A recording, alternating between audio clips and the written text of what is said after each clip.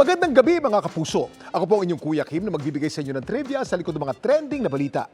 Abot langit ang pag-aalala ng isang babaeng nagpapalipad ng drone sa Iloilo nang may bigla raw nag-video bomb sa kanya.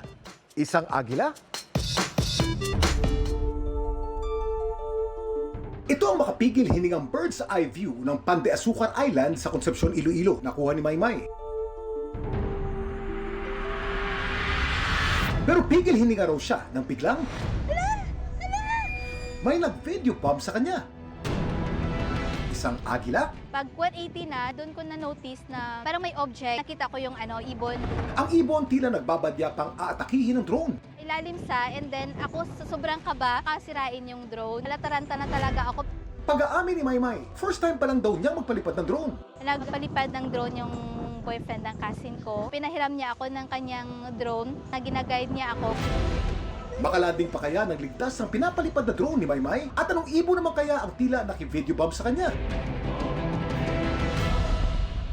Kuya Kim, kailan nga ba unang na-develop at pinalipad ang unang drone?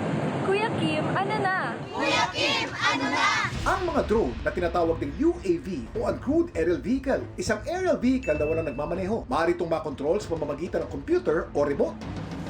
Ang unang nag-develop ng drone ay ang scientist na si Nikola Tesla noong 1898. Tinawag niya itong teleautomaton. At alam niyo ba na dinevelop ito para sa isang military mission?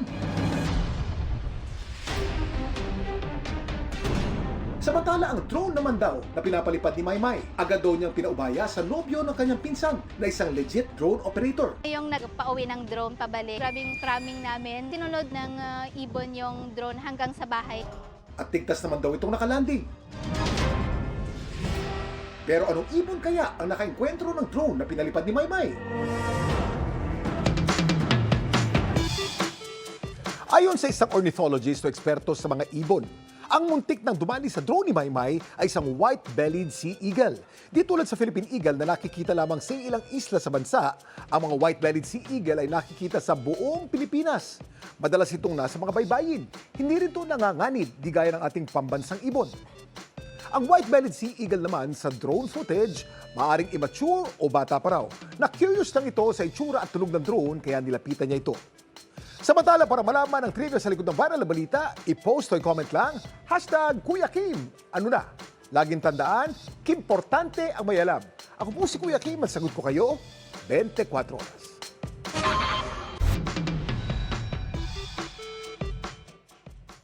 Magandang araw mga kapuso. Ako po ang inyong Kuya Kim na magbibigay sa inyo ng trivia sa likod ng mga trending na balita.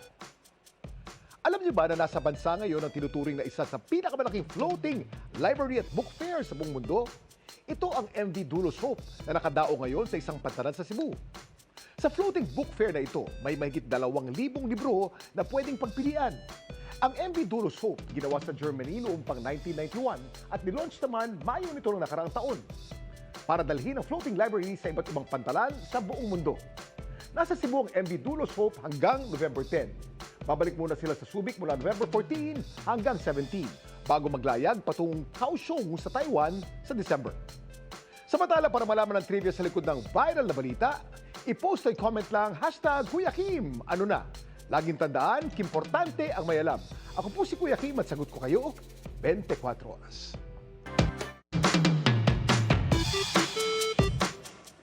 Magandang gabi mga kapuso. Ako po ang inyong Kuya Kim na magbibigay sa inyo ng trivia sa likod ng mga trending na balita. Kung loyalty ang usapan, malamang walang makakatalo sa ating mga alagang aso. Patunay dyan ang kwento ng isang aso sa Maynila na ayaw lisanin ang kanyang nakagisnang tiyahatahanan kahit yumauna ang dati niyang fur parent. Sino ba naman ang hindi mahahabag sa videong ito? Ang aso kasing ni Rere Home, tila ayaw iwan ang nakagistang tahanan. Naluluha pa habang ito'y nasa sasakyan. Ang aso sa viral TikTok video, si Milo. Ayon sa uploader ng video na si Rafael, napansin niyang palaboy-laboy noon si Milo. Nakita ko siya naglalakad, tumatakbo, parang balisa. Nahabag yung puso ko. Parang problemado tong asong to. Pinost ko siya sa social media. Dito niya napag-alaman na kaya tila napabayaan ng aso ay dahil namatay na pala ang dati nitong amo. Nung nalaman ko yung story na, talagang hinanapan ko talaga siya na mag-a-adapt. Pero nung una, nahirapan daw silang kumbinsihin si Milo. Ayaw niya umalis dun sa bahay nila. Umiiyak siya ng malakas. Napilit ko siyang na mapaalis doon. Nakita ko sa mukha niya habang nasa sasakyan kami papuntang bed. Parang may luha sa mga mata niya. Siguro naiisip niya yung amo niya. Talagang nakitaan ko talaga siya ng love and loyalty. Makahanap na kaya ng bagong forever hope si Milo. Kuya Kim, nakakaramdam rin ba ng emosyon ang mga aso? Kuya Kim, ano na? Maraming emosyon ng mga aso at ilan sa mga ito kagaya rin sa nararamdaman nating mga tao gaya ng takot, frustration, attachment at kasiyahan.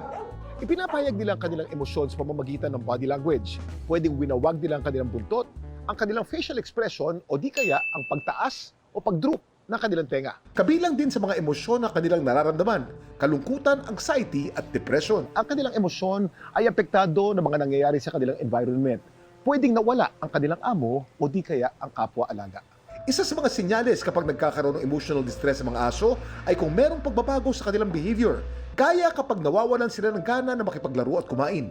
Una is observe lang muna. So after 3 days ng observation, pakilala, pwede magbigay ng treats and hawa-hawakan. Kung halimbawa mapansin mo nga may aggression, babalik ka sa naunang step. They view yung mga tao as back. Kapag hindi nasunod yung tamang transition, mag-develop sila ng mga dysfunction. Samantala, ayon kay Rafael, si Milo nakahanap na raw ng kanyang bagong tahanan. Ang pagmamahal ni Milo sa kanyang yumaong amo, ipinamalas din ng tinaguriang pinaka-loyal na aso sa Japan. Kilala niyo ba kung sino ito? Ito si Hachiko, ang binansagang pinaka-loyal na aso sa Japan. Alaga siya ni Hidesamuro Ueno, isang profesor sa Tokyo Imperial University. Walang araw raw na hindi sinalubong ni Hachiko ang amo sa Shibuya Station tuwing uuwi ito.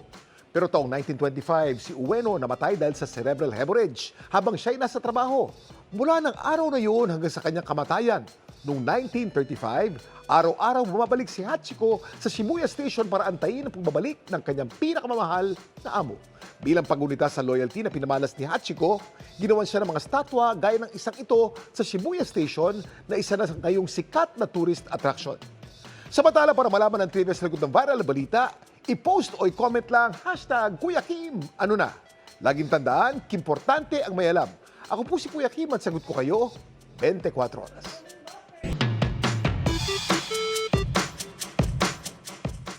Magandang gabi mga kapuso. Ako po ang inyong Kuya Kim na magbibigay sa inyo ng trivia sa likod ng mga trending na balita. Ang hawak ko ngayon ay isang klase ng manok na kung tawagin, Chinese Silky. Di tulad ng pangkaraniwang manok, fluffy ang mga balahibo nito, itim ang kanilang butot balat at 5 ang daliri sa paa. Hindi 4 gaya ng ibang manok. Kadalasan ay nasa 8 to 10 inches ang taas nito at tumitimbang ng hanggang 4 pounds.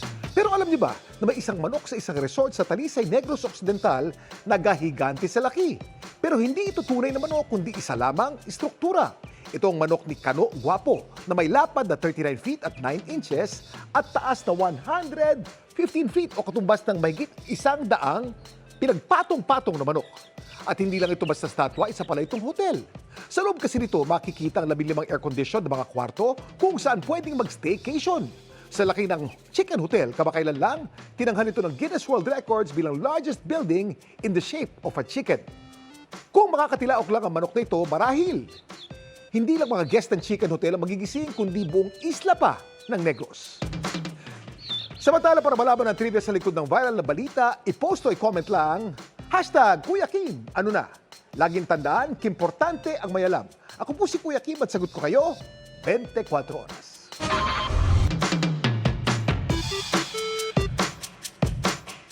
Magandang gabi mga kapuso. Ako po ang inyong Kuya Kim na magbibigay sa inyo ng trivia sa likod ng mga trending na balita. Abot langit ang pagtataka ng mga kapuso natin sa Kabikulan na kahapon ng umaga, ito ang bumungad sa kanila. Kalangitang pulang-pula.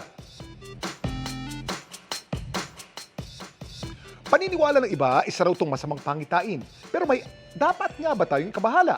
Ayon sa pag-asang pagpura ng kalangitan, hindi ba ituturing na rare phenomenon? Ibig sabihin, normal lang na nangyayari ito. Ito'y dahil sa pagkalat o pag-scatter ng liwanag ng araw habang lumulubog o sumisikat ito. Ito ang tinatawag na Rayleigh scattering. May ilan naman na inuugday ang pagpura ng langit sa paparating na malakas na ulan.